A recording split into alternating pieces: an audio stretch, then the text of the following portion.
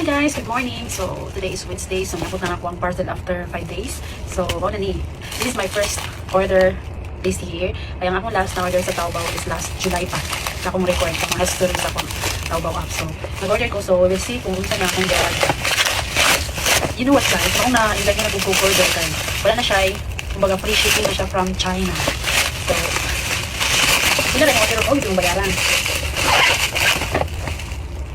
So kani box i-check uling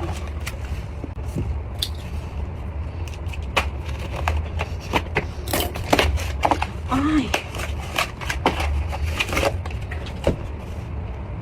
ang kwan siya whitening tot ano siya powder. So kung ano ulit kwan guys kay kaning iluwis tag ngipon i-try to na ko puti napabay possibility nga maputi na tong ngipon no kay syempre iluwis mo tag mga teeth so dapat pa jud so I will try this. This is only 4 HKD. Kani. Tapos, next.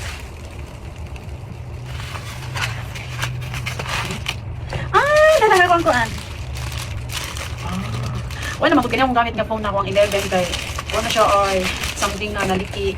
So, wala siya yung holder. Oh, so black siya. Wala na din siya 10. Tapos dapat siya yung kuan.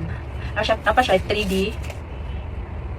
Kaya nabuwak na po lang ako ang pag ito naka-order ko, kaya nabuwak na po lang ako ang screen protector. So, tara. So, tulos sila.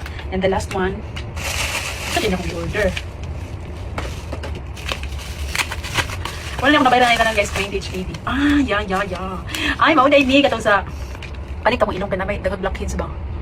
Anuhin kayo, kaya nag-i-zoom ni mo. Naagin siya. Mga blackheads, dark blackheads removing mask. Sana? Nasal mask. So, dili na siya. So, i-try na ito. Mag-try na ka ng isa. So, 1 din ang 5. So, kani siya. Basta kani siya is 10 HKD.